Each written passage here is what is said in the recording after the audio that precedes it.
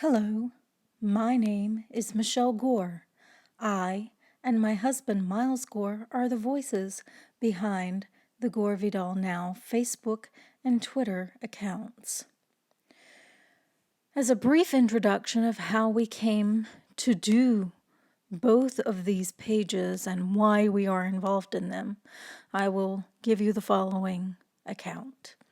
In the early 2000s, someone had mentioned to Gore about creating his own website. During one of our visits with him, he brought this subject up with us and asked our opinion on what the benefits for him might be of such a website. We discussed this with him and gave him our thoughts. At that time, he decided a website was not something he wanted to pursue, so he abandoned the idea for a time. In 2010, he again mentioned to us he wished to create his own website. So he asked us to consult with him on the development of and be involved with the management of his website from that point onward. In that facility, he asked us specifically to create the Facebook and Twitter accounts and asked us to manage those. We did so at that time and continue to do so until his death. After Gore passed away, we discussed between ourselves that we still felt it was vitally important to continue to encourage people to read Gore's writings and also discuss with others Gore's writings and the ideas that he had shared with us. So we have continued these two accounts since Gore's passing. I have sat down several times over the past 4 days and tried and failed to encompass the experience that I enjoyed on Sunday, October 24th, book discussion of Williwaw. I'm truly saddened that I was unable to share with you that discussion.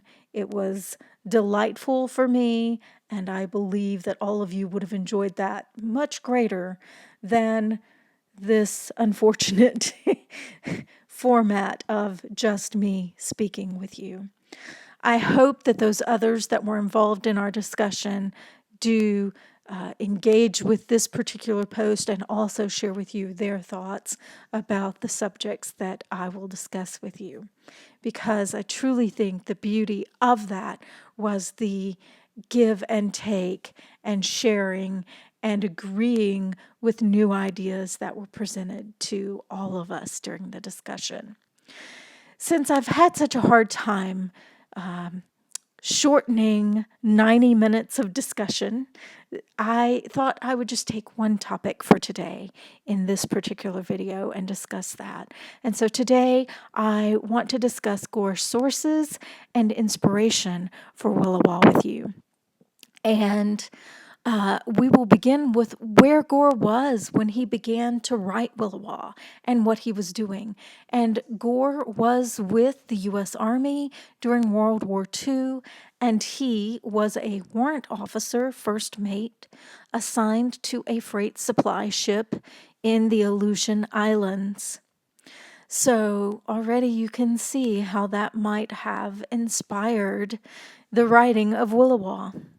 So he had previously written a novel by the name of The Deserter that also was set at sea and involved a moral and environmental obstacle for the characters therein. So he, I believe, took the bones from that and used his experiences in the Aleutians during World War II, as well as reports from another ship who had endured a Williwaw at sea.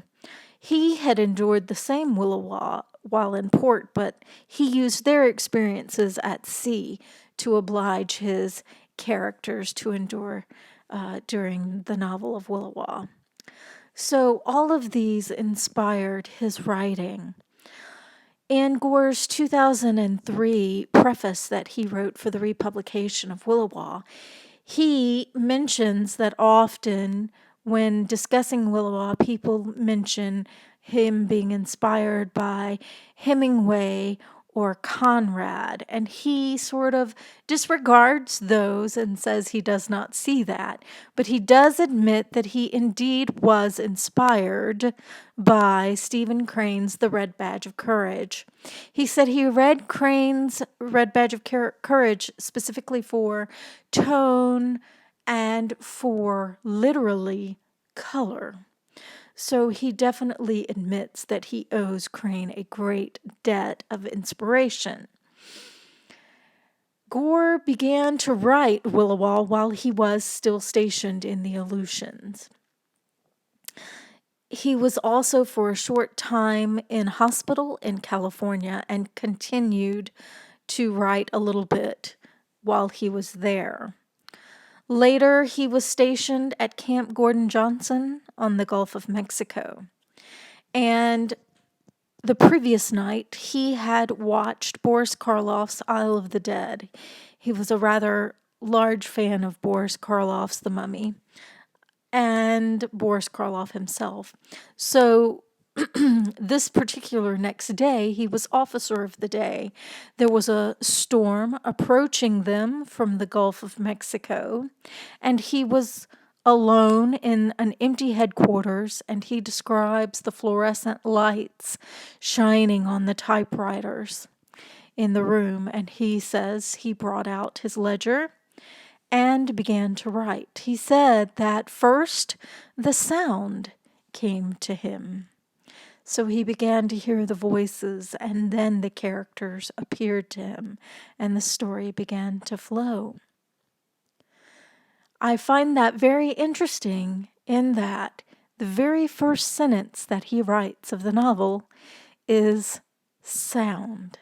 So the story begins for us as it did for Gore, with sound. So I hope you enjoyed this first topic video, and I appreciate you all for taking your time to listen. Thank you.